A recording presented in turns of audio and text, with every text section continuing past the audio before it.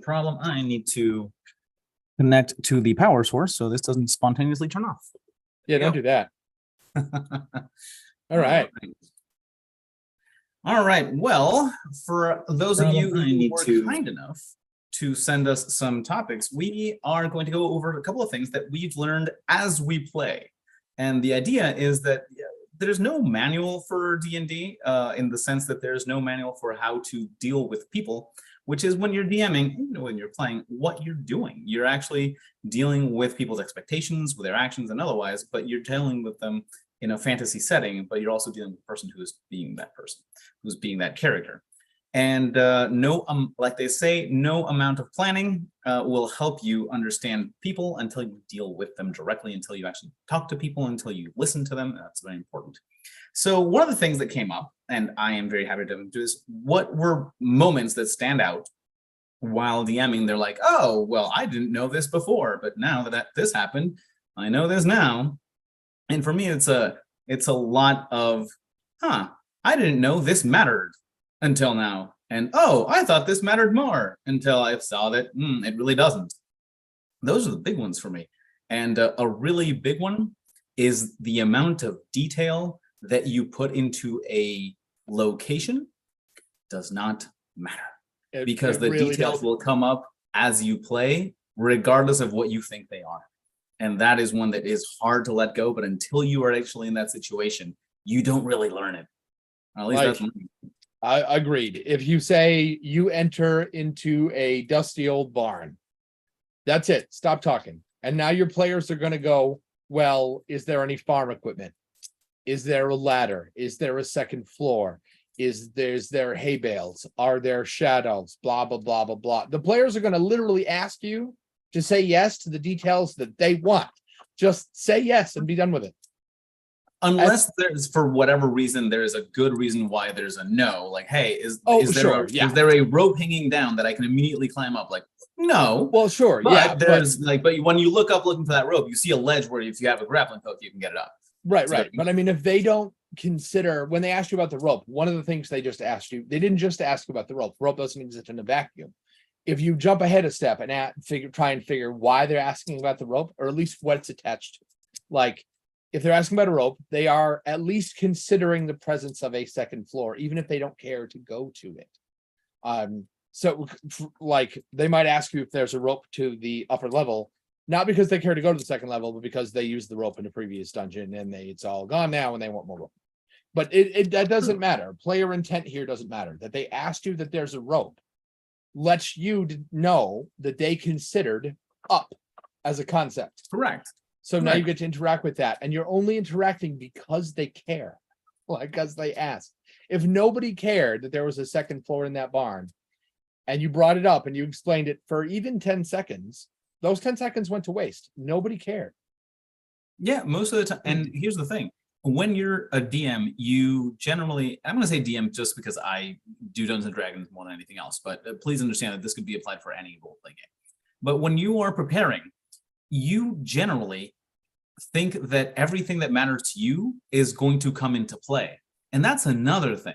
You can over-prepare very, very easily. And you don't notice how little those things matter until you actually get to the table, or in this case, to the virtual tabletop or whatever it was. And that is one of those things that it's a habit. It becomes a habit because you enjoy it. I like knowing what's going to happen. I like preparing, setting everything up, and I like, I like a pretty table. So like we've discussed before, I play very much more in person, and you play a little bit more on the digital side, and you use mostly theater of the mind. I don't. I use maps, and I use props. I use minis and that sort of thing. And I like the visual aesthetic of seeing a table full of stuff. It's not that I put a lot of stuff on Instagram or anything like that, but what I want is that if someone took a picture of this at a random point of the game, it still looks cool. And that is something that matters to me. But I also have found that it doesn't matter to everyone. And you have to kind of gauge what type of investment in time you're doing at the table to actually maximize enjoyment for most people. So that means that if I'm wasting 10 minutes every time between rounds to move things around, or if I'm giving way too many breaks in a 4-hour session, in that we actually are only playing for 3 hours, that means I gave so many breaks to move things around or to get advice. that I wasted an hour of their time, a lot of people might not see that as valuable. Whereas you think, hey, you know what, this added a lot to my table, if they value it, but not everyone does. So that's another thing that you don't learn until you're actually doing the thing. How much do you prepare your table? How much do you prepare your story? And how much do you actually prepare the props you're going to use? Because there's a balance to it. You can, and I'm sure you've gone down this rabbit hole, you can pass hours and hours and hours setting everything up, painting the minis, or creating the handouts or otherwise. And you give them all out and there is just a plot, lack of interest, and you spend most of the session just RPing that conversation with the barmaid. Oh yeah. So that's a one of those things that you don't learn to measure it out until you start doing it. And there is no right answer, because for me, it might be one particular measure because of the people that I play with. But your table, and even between tables, it might be different. And so those are one of the things that you have to adjust, and you learn on the fly, but you also learn it per group. Definitely. And it's a rabbit hole. So I've been doing this, oh God, like my whole freaking life, but getting paid for it for the last 3 or 4 years. And I learned a new thing about me. Like, it finally crystallized and I went, oh my God, duh, it was true the whole time and I just didn't see it. I'm a moron. Like 2 days ago. So one of my tables wanted me to do, we did this thing where every week one of the players picked a one shot.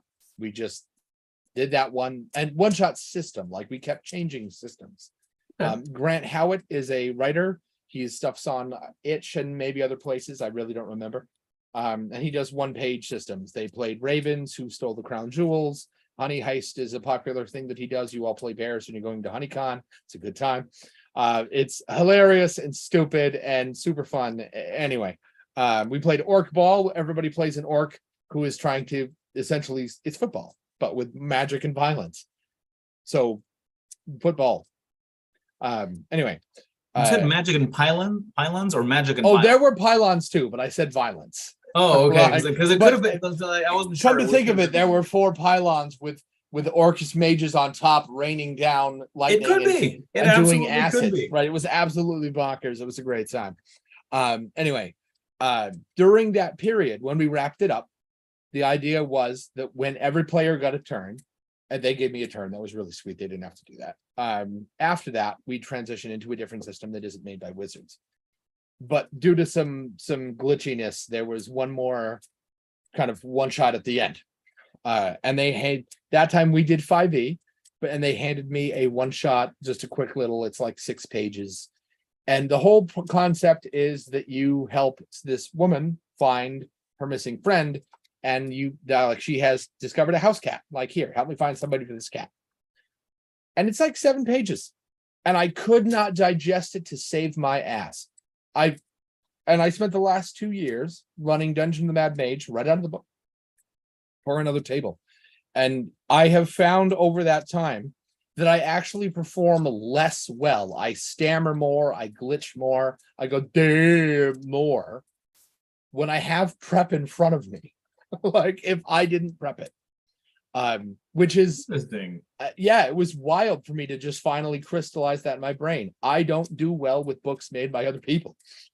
Like, and that's an important thing, because in the end, you want to be as entertaining, I guess, but you also want to be as enjoyable of a host in any sense of the word as you can. And if you know that that's gonna make it worse and it's gonna make the experience detrimental, then just don't do it, or do something. Part of it, absolutely, exactly. Part of that is part of curing that is, as I imagine you've seen a D&D book, right? In there they have written speech bubbles. The NPC says blah blah blah blah blah blah. The scene introduction block is yay big and blah blah blah.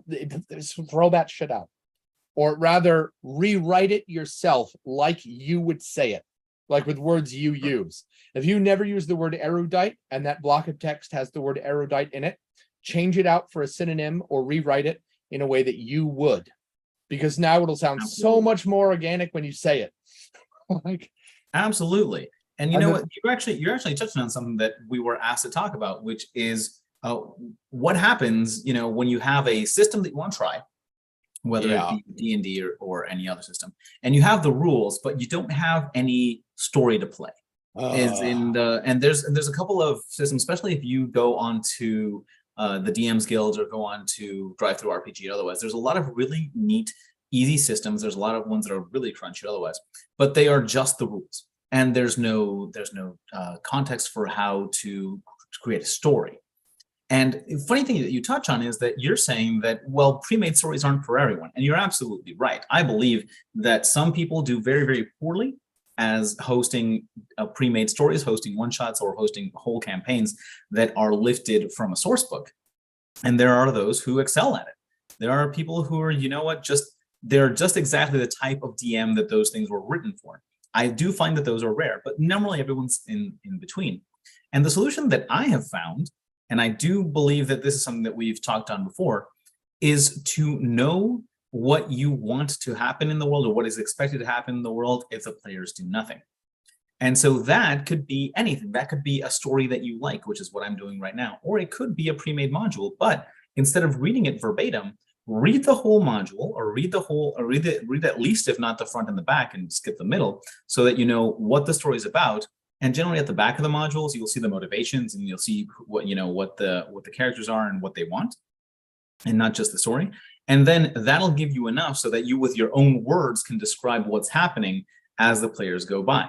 So my piece of advice is, if you don't know, if all you have is the rules, all you have is the crunch, but you don't have a story, pick a story you like and play that story out in your head, and then let other characters come in and mess it up. And that's what the gameplay is. Because in the end, if no characters mess it up, then you just already know what is going on. Right. But there's also a lot of stories that are more helpful for that. There's a couple of novels that, if you enjoy them, they'll have adventure in them. They'll have intrigue already built in. And there's others that are just not great. And the not great ones I've found are the ones that are overly complex.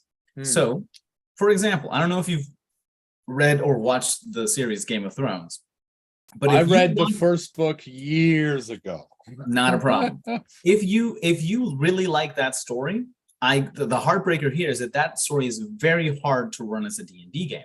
No kidding. It is already so complex in the sense that characters come in and out of the story out of nowhere, that even the factions within themselves are overly described, and so that you would have to keep track of all of that stuff mentally and then throw your players in to mess that up. So I can only suggest, the only thing that I can suggest is, if you only have the crunch, if you only have the rules of how to resolve combat or how to resolve social interactions or whatever it is, but you don't have a story, take a story that you like, take a novel that you've read, or take a movie that you like, or a series, or whatever it is, and keep that in your mind. And then that's the world you throw your players into.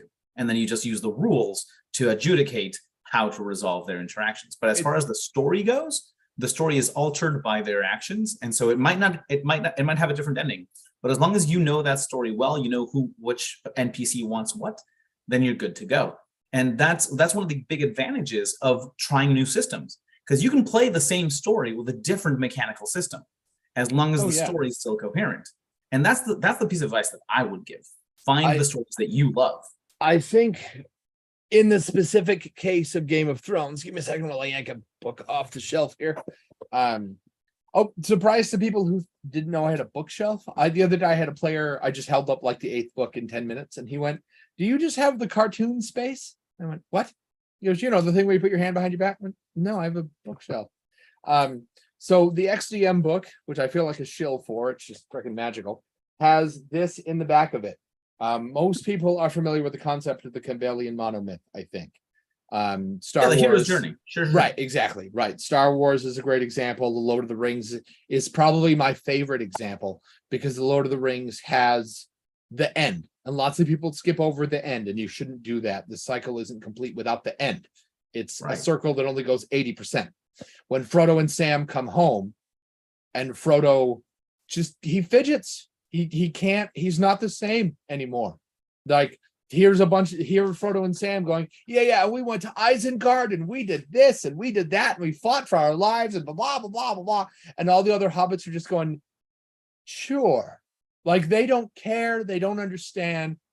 And Frodo goes, And then as like another hobbit comes through the door with a giant pumpkin that's 20% larger than it was last year, all the hobbits go, woo! Except Frodo, who's like, why is this exciting?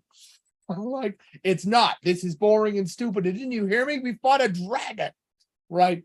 And Sam goes, because he's so happy to be home. Because the hero's journey is supposed to change you. That's or not, but whether or not it did or not should be part of the story. Anyway, the monomyth is not the only way to storytell. There's the 7-point structure, there's a 3-act structure, and there's this Japanese word that I can't always pronounce, so today I'm not going to try.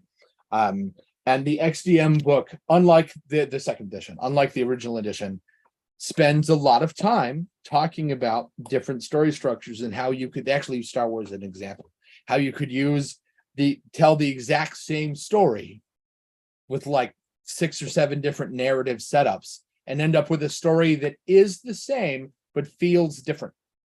And I think that's a cool idea that not enough D&D books talk about. With Game of Thrones specifically, a large part of what Game of Thrones difficulty comes for at the table is its cast. It's humongous. So you fix that by handing that to the players.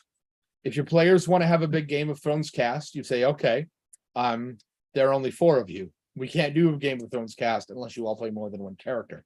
And when they go, how are we going to do that? It's easy. Every time you approach a location that is bustling, whether it be a city, a carnival, a trading post, any place where you could theoretically run into another person, so really anywhere, you can just switch characters.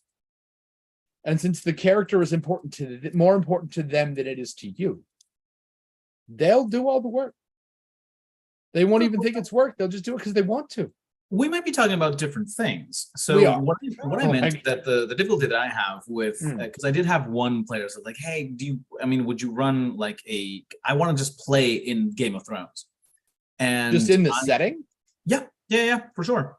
And the thing that I found complex about that is that most of the NPCs are already existing. They are already named characters, because that's the level of complexity that those books get into, which means that when you want to talk to the captain of the guard, you as a DM can't just make up the captain of the guard. There is in the book a name, and your player will expect that captain of the guard to actually be the one that you're playing. See what I mean? Oh, I see what you mean. And that's what I mean, that if you choose a story that already has that amount of named characters in it, you, the DM, have to remember all of those things or keep them top of mind, because most of the time your players have a lot less mental taxing matters on their plate, because all they are playing is their character, which means that they have a lot of free active mental space to remember what the captain of the guard looks like or who he's loyal to or otherwise. Whereas you're running everything all at once, and it is a lot less, it's a lot more mentally taxing to keep it top of mind for improvisation.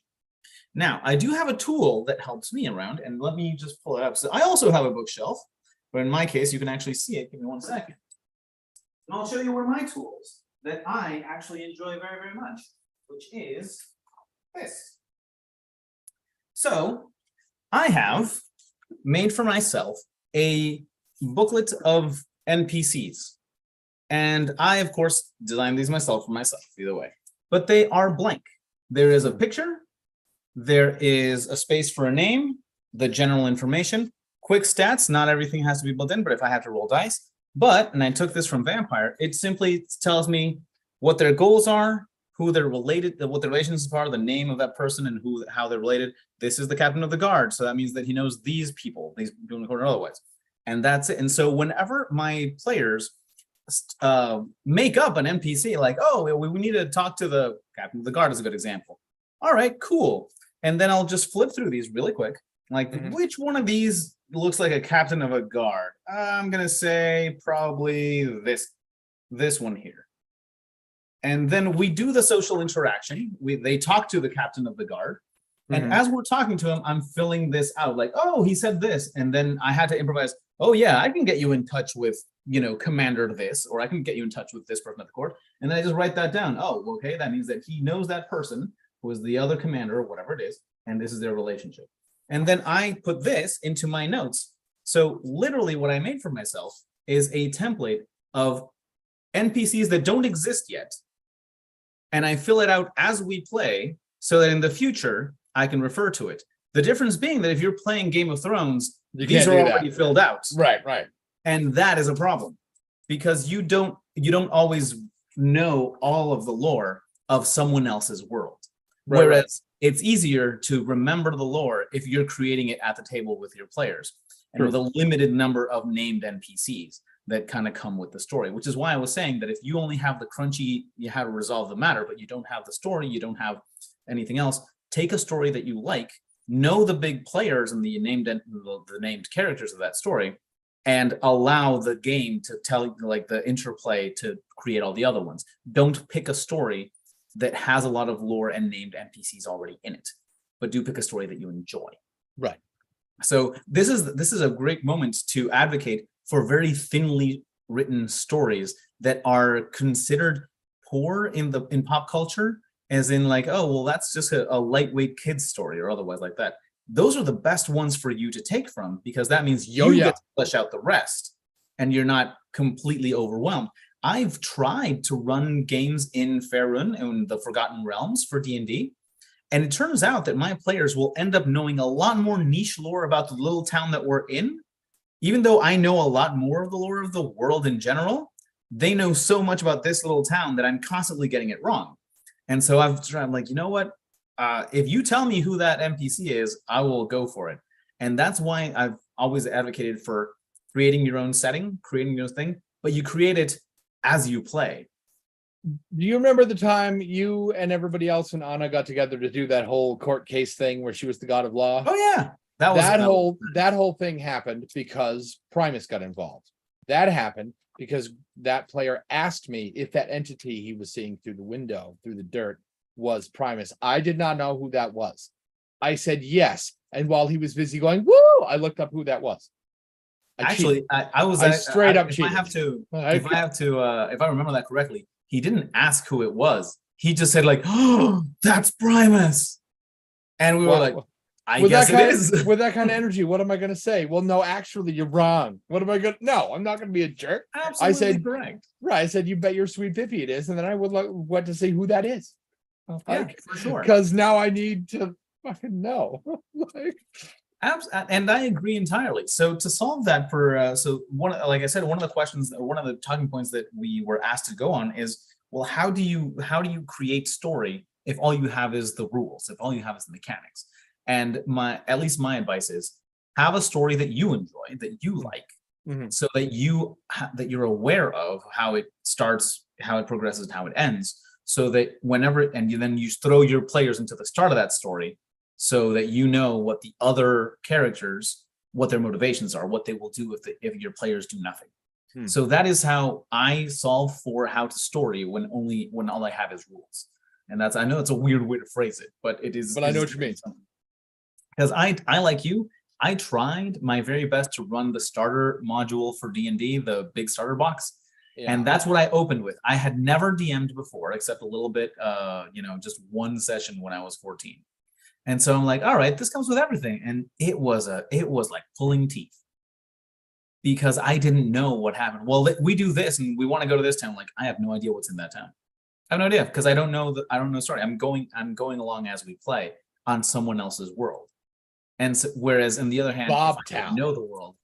That's what the town is called now. It's called Bobtown, and it's called Bobtown because Bob, a man named Bob, is the oldest living man there. He founded it. That's why it's Bobtown. I actually did that once, and it worked out just fine. And isn't that The Simpsons? That's why they're in Springfield, because Jebediah Springfield founded the town, and then his friend founded the Shelbyville. Something like that. Yeah. That's why they're called that.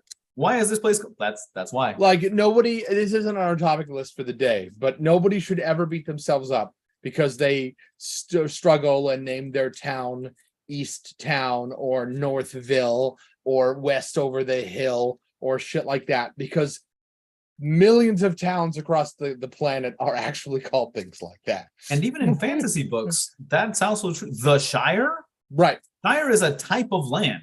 Right. Like, Right. One of my favorite book series is The Magical Kingdom of Landover, as in land over there. Right. Like it's, and I know that it's this cheesy, stupid name for a magical kingdom, and I don't care. Like, like it's not like I missed it and didn't notice and somebody put me in. I was like, oh well, now that book's lame. I don't care. Like it's a great book, and it's not a great book because of the name of Newfoundland, the dirt. Greenland, Right. Iceland. Right. Like, Right. Those are real places. oh Right? yeah, for sure. Oh yeah. Lots And of places in America are new something from some other nation, like England, including but not limited to New England. Like, so I yeah, and literally live in it. whereas if you're going through a pre-made place and you don't happen to have the map of that location that you're going to Mhm. in your game, you might stumble upon that, and then when your players are dissatisfied because that's not what they wanted, because they know it better than you do, and that'll happen sometimes. That is going to diminish some people's enjoyment.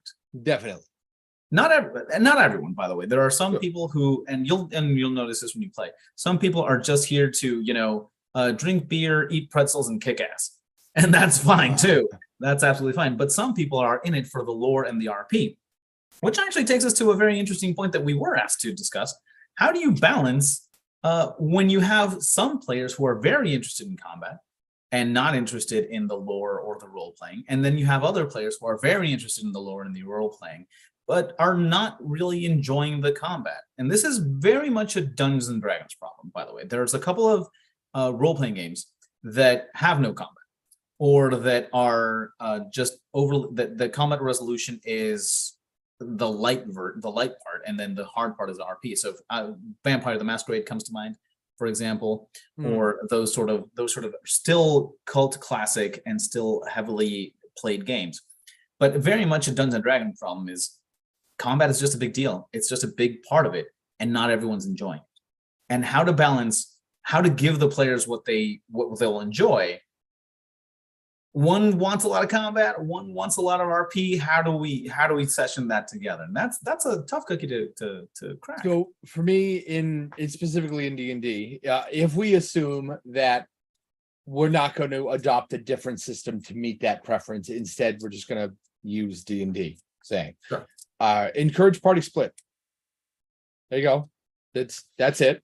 So you can have the players who love to fight, and the players who don't want to fight, not fight. And if for some reason your party refuses to split because they watch too many YouTube videos or read too many memes, and they are under the belief that party split is bad, not just dangerous, and in D&D, danger is almost always a good thing because it's entertaining. Actually, yeah. So if you die, at least you have a cool story. And in 5e D&D, it's almost impossible to stay dead. So it's not even a big deal. That wasn't me dumping on the concept of death in D&D. I mean, it was, but that's a personal preference. If you are cool with death and not cool with death, that's a whole nother thing. I don't think death is the only way to make meaningful risk in your anyway. If you want to split the party, encourage your players to split up. And part of how you're going to do that is assume competency. You are going to treat them and their PCs like they are freaking capable, which is a conversation I think we've had before. Roll less dice. There, that's how you do it. You roll less dice. You just say yes more often. And whereas I understand what you're going for, I believe the question or the matter that trying to solve is how to avoid having some people just sit around while another group. I was getting to that. If the party split doesn't work for you, because you as the host can only look at one camera at a time. So if you have one group over here doing a mystery Scooby-Doo number and they're having a great time, while they're doing that, the party over here who's in goblin combat is not talking, so they're bored. And when you pan the camera over here, you have flipped the problem but have not eliminated it. You have where the party split isn't good, like party split won't fix that, because it won't fix it when you're all in the same space either. You can only talk to one player at a time. So you fix that. So far, so good. Okay, I'm following along. You fix that by intertwining the problems. Don't have meaningless combat. Meaningless combat is silly. Nobody wants it, because everybody who wants combat wants combat. They don't care if it's meaningful or not. So make it meaningful for the other players who care. If you don't care if it is, that means you don't care if it isn't. Like, so make sure that it is. Tie the stuff party A cares about, the guy who cares about the lore and the king and the queen and whether or not, their current marital spat is going to challenge the kingdom. Whether or not the king's inability to like friggin' focus because his wife is pissed at him is affecting his ability to be king. You know how you bring that into the combat? That he made a mistake. He agreed to a series of terms that he could not reasonably agree to, but he did it anyway. Obviously, there was a little rub after that. Bandits show up. Or better, opposing political figures show up who he was allied with, who said, "You did what?" And then the fight happens. And your players have to get involved. You can tie those things together. If your concern is that the camera doesn't move fast enough and that's why people are bored, because if they're bored because they're not interested, or they're bored because it's not their turn, those are two different kinds of bored. You can eliminate this one by always making sure that whatever is happening is interesting at least a little bit to everybody. Provide stakes that matter to each player. This one, you can only fix that by speeding the hell up. Because you can never talk to two cameras at the same time. You just can't do it. So how you can pretend you're not, pretend you are, is by bouncing back and forth between them faster. Part of how you can do that is get rid of initiative. I don't like initiative, and I think it's a terrible system, and it slows everything down. Because as humans, we literally can't multitask. What we perceive as multitasking is us switching cameras very quickly. Like, that's not the same thing as actual multitasking. Yeah. That's actually been proven to be true. So yeah. Right. We're not doing two things at once. We can't. So at the table, speed up. Sure. And I don't disagree, but I think that your answer is a little bit based more on practice and experience. It's not something you're not, it's not something that you're going to be good at the beginning. Oh, no, certainly not. I definitely can't come in here and say, hey, new GMs, speed up, because you're going to feel overwhelmed and you're going to feel like you're a plane, you're going to crash into the ground. And I get it. It's going to take effort and practice and focus, and I get it. And here's the thing, and this is something that I guess it's not talked about enough. Your players are not gonna really see you as incompetent while you're still getting good at what you're doing. It's true. Because in the end, like anything else, dealing with people, whereas it's telling them stories or keeping them in line or whatever it is a skill. It's not something that as long as you understand it, it's good. You have to actually do the thing. Think of it like juggling. If you stop juggling for a couple of months, you can pick it up again, but at the beginning, when you pick it up again, you're not going to be as good as when you last were doing it. Same thing with dealing with people. It is a skill. And what you're saying basically is you have to get practice and get better at, one, coming up with situations in which everyone is interested in the outcome, and which I believe is what you refer to as having stakes that matter to everyone. Is in, right. Well, I don't like RPing. I don't like talking to the NPCs. It's not something I enjoy. I wanted to sit around and roll dice. But I'm invested in what the outcome of this interaction is, so I'm paying attention. Or if nothing else, at least I'm not making it longer. I'm not being disruptive. And maybe I don't like combat. I like to actually get to the part where we solve the story and we advance. And combat is just a roadblock. And so why would I care about this combat? Why can't we just assume that since death is so insignificant in D&D, why can't we just assume that we win every fight? You know what I mean? But then again, there are people who like the tactics of the game and want to feel it. So why would this matter to someone who RP? Well, I need to see how this. I guess that would be learning to break down the combat into, well, yeah, you might win, but if you don't win in a certain way or in a certain limit of time, that's going to hinder the story in some way. Right. So to actually integrate those things so that everyone has an interest in them takes a little bit of skill. It takes a little bit of practice, but you also have to be aware of it. I do that consistently with skill rolls. Like when the players are like, "Hey, I'm gonna search the room." First, I say, "Could you be a little bit more specific?" They get to roll for it anyway if they want to. But I usually say, do you lick the walls? Do you poke the floor with a stick? I mean, be more specific. And they go, oh, well, I go looking around behind the pictures and I go, picking up the edges of things and looking around. Okay, that's great. I'm not asking you to say a specific phrase. I'm just trying to get you like in the brain space by saying, could you be more specific? In one case, I had a player, I said, hey, if I asked you to search this kitchen, we were playing next to a kitchen. If I told you over $20 in this kitchen and you were going to find it, you could have it if you could find it. How would you do that? And he went, and his head exploded because for some reason, even though he's a human who searches for things in his own home all the time, we all do all the time, even if it is real quick, like I'm gonna grab my keys. That's what you just did. You searched for a thing. You just knew where it was. But if you didn't, and sometimes we don't, we go grab our keys off of where we think they're supposed to be, and they're not there. And all of a sudden it's a concern because you always look for your keys right when you're leaving. So you need them now, right? Like if you don't want to be late for work, you need to succeed at that investigation role right now. Like, so it's not a matter of how, of course, they're going to find whatever stupid MacGuffin is in the room. Of course they are. They have to, or I wouldn't have put it there. So instead of rolling to see whether or not they find it, of course they're going to find it.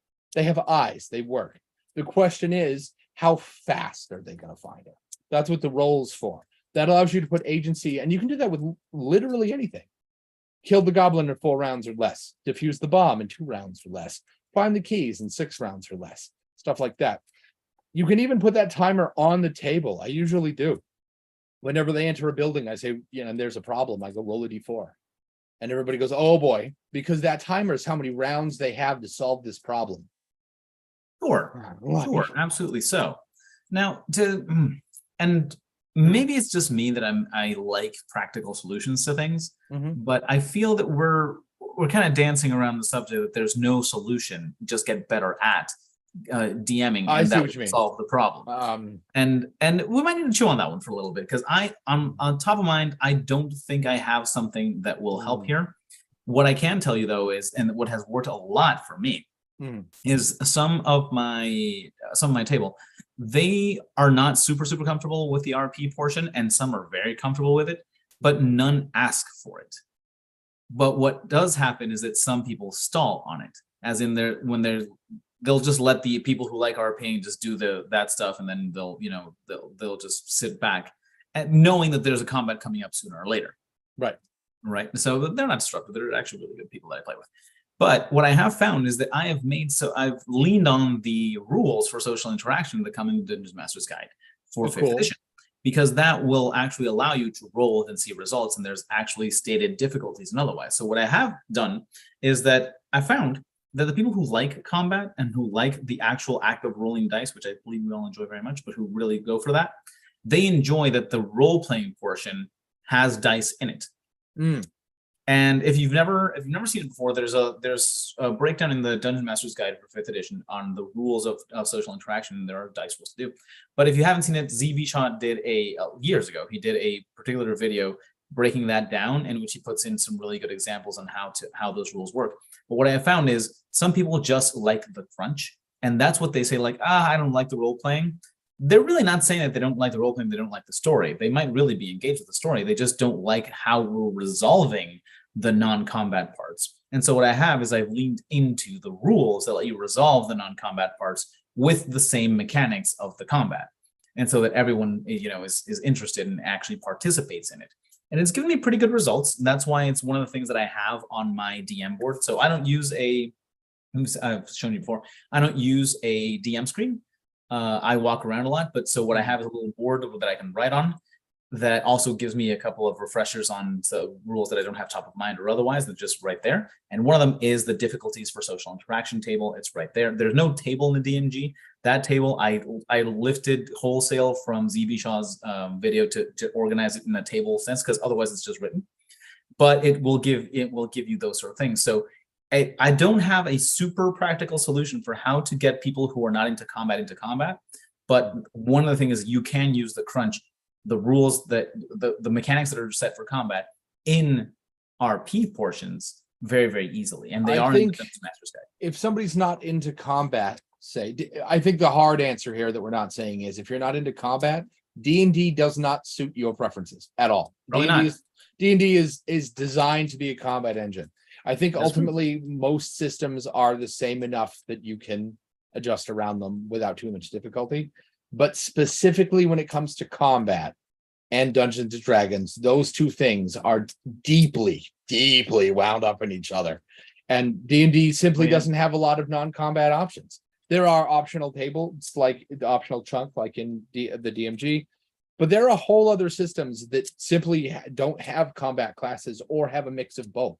Witcher has some intense combat, like scary, make your D&D players go, "What the hell is that?" But it also has a merchant class and a craftsman class and like a noble class. Their whole superpower is they throw parties.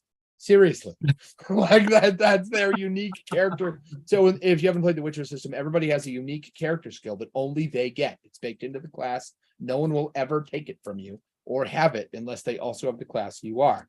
Meaning that assuming a party of where everybody's a different class, there is no way for somebody else to completely take your mechanical thunder, which is a cool idea.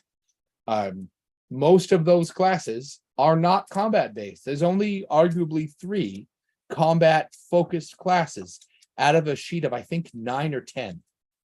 If you don't want to do it that way, if you don't want to switch systems, and I get it, that's a big ask. Ultimately, I recommend you do it anyway. Like, try new things; it's good for you. But if you don't want to do that, D&D, make the hit point pool smaller. It's an easy way to go faster because things will be over sooner. If that doesn't work, or if that doesn't feel like enough, you might enter elevation. Like Punch for Punch is boring. I was a teenage boy once. I've played it. It's boring. Nobody wants that. Once you're done engaging with your macho bullshit, Punch for Punch is boring. So you trade that, and a lot of D&D combat can easily become that. So you fix that by introducing terrain and elevation. Fighting in a forest with goblins, Fighting in a forest with goblins who are in the trees, better. Fighting with goblins in the forest and the trees at night, better, because they have dark vision and you might not. Treat them like sentient creatures who are still alive, right? Because from an evolutionary standpoint, they're still alive. That means that they have some sort of skill and haven't been wiped out by some other creature. Treat them like that. Have them lean into whatever their advantage is. Kobolds outnumber you 3-1. They're good at it. Like the kobolds goblins can see in the dark and use traps. A airwalker would almost never attack you where you could see it. It's made out of air, so it looks like a walking cloud, which means a light cloud like fog, which means if it can attack you in fog, it will. Like, of course it will. Yeah. And there's a lot of good advice about that, both on the internet and if you've never read the books. The monsters know what they're doing. Oh yes, Keith Amon makes some fantastic stuff. And actually, really hoping I didn't just butcher his last name. I believe it's Defend Your Lair. Oh my God, it's super good, absolutely good. I'm going to throw in just one recommendation for a system. If you want to have social interactions as combat, the one that I have found to be the most satisfying by far is Vampire the Requiem, and particularly Requiem for Rome. Requiem for Rome is Vampire the Requiem in the Roman era, in the time of the Caesars and otherwise. And they have a system that they do for debating in the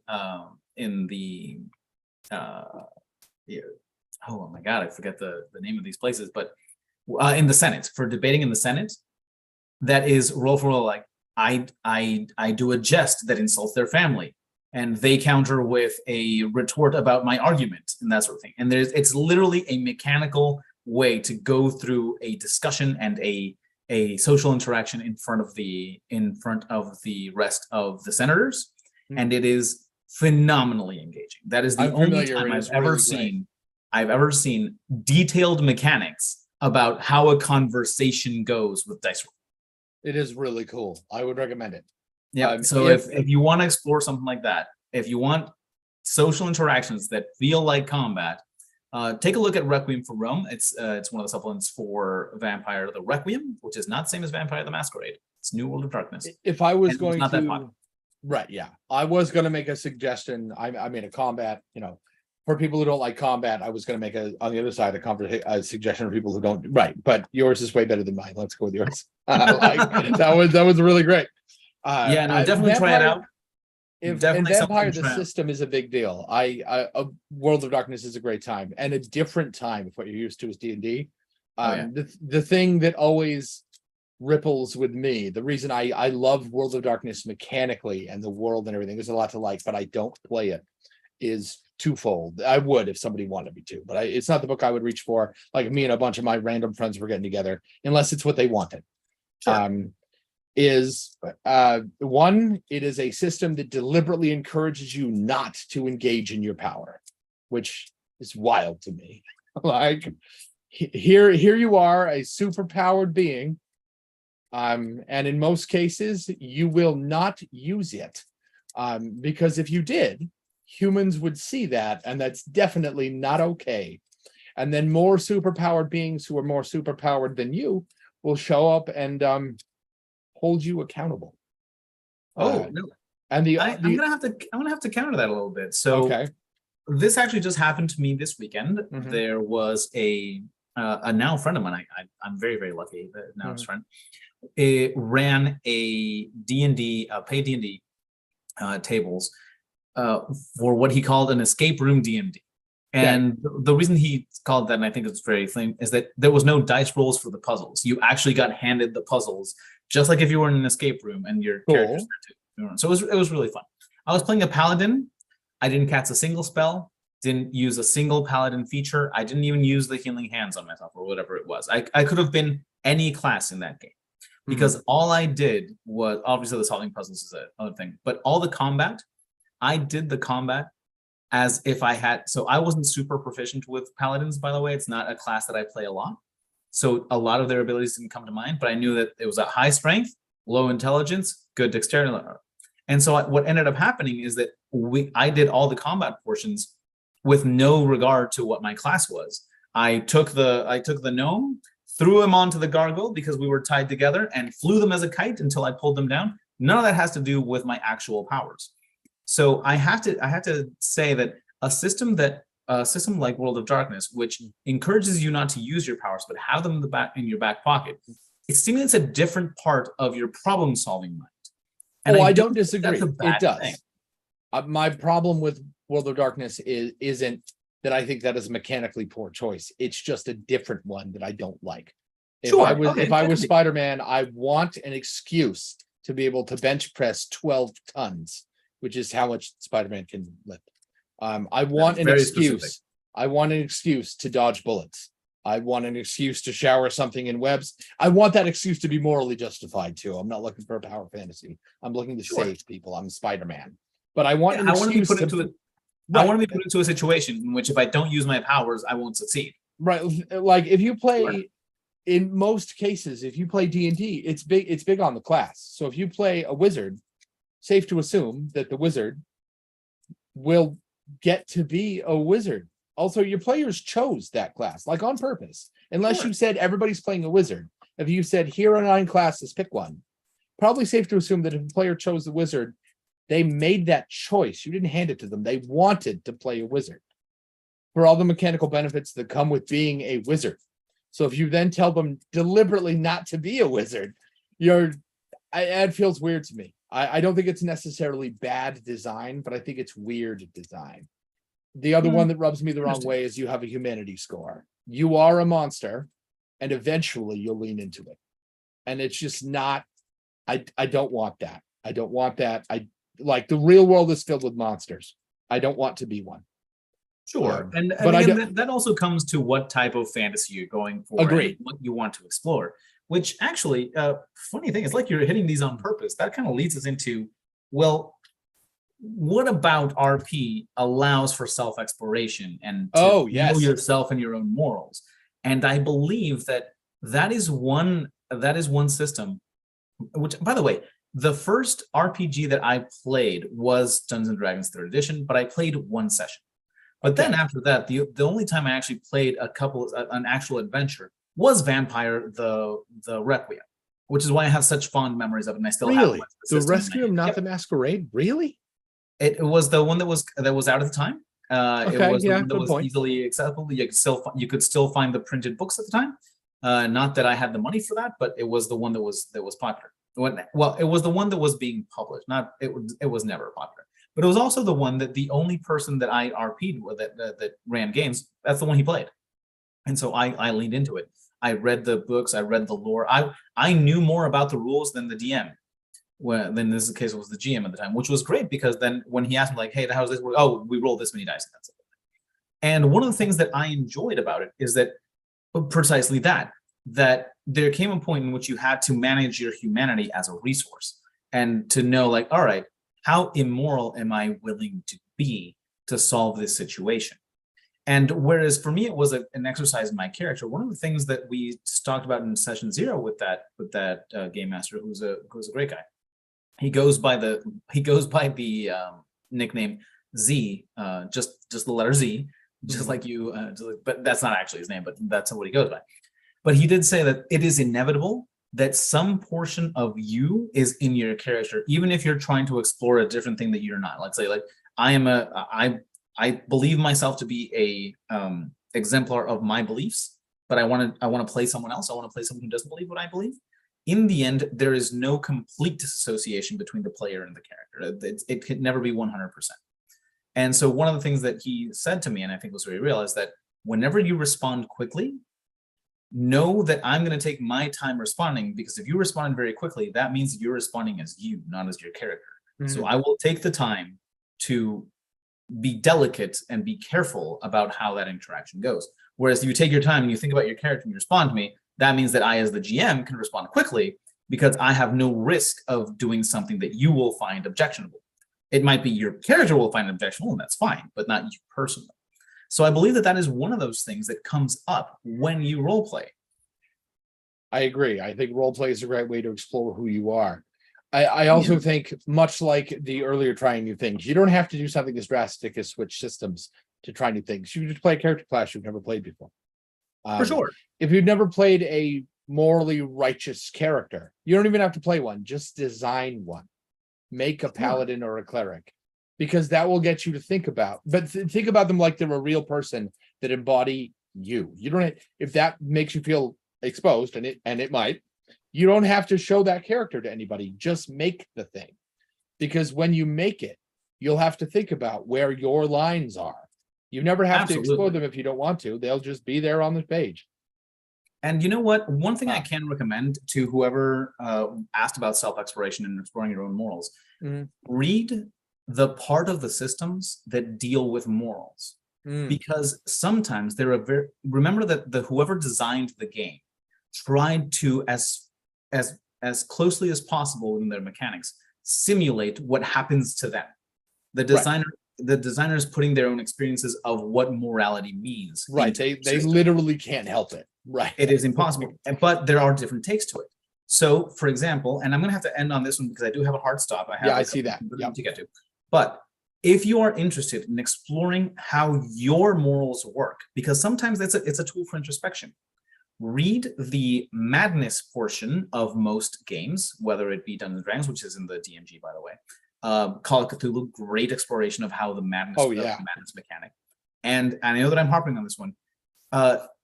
Find the World of Darkness books, particularly if I would be so bold.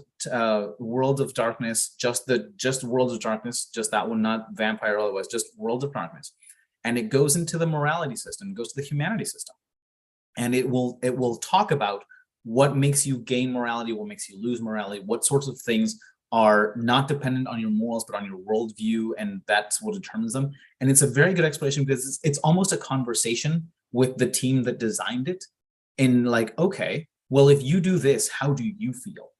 And that's how the points get allocated. And though they have to do it mechanically, it is a very good way to try to analyze how you feel. I And agree. I think it's a great thing. If only they allowed me to be a therapist and say, hey, you know what? Why don't you play a game where with rules for morality with your patients or with your clients, because I don't know if they're patients, and have that help them explore it. Because I do believe that putting mechanics to something, whether they be morals, feelings, or attitudes, helps you explore them. Because even if you don't agree with the mechanics, now that you know how someone thinks of them, you'll be able to adapt them to how you think. Agreed. I don't want you to be late.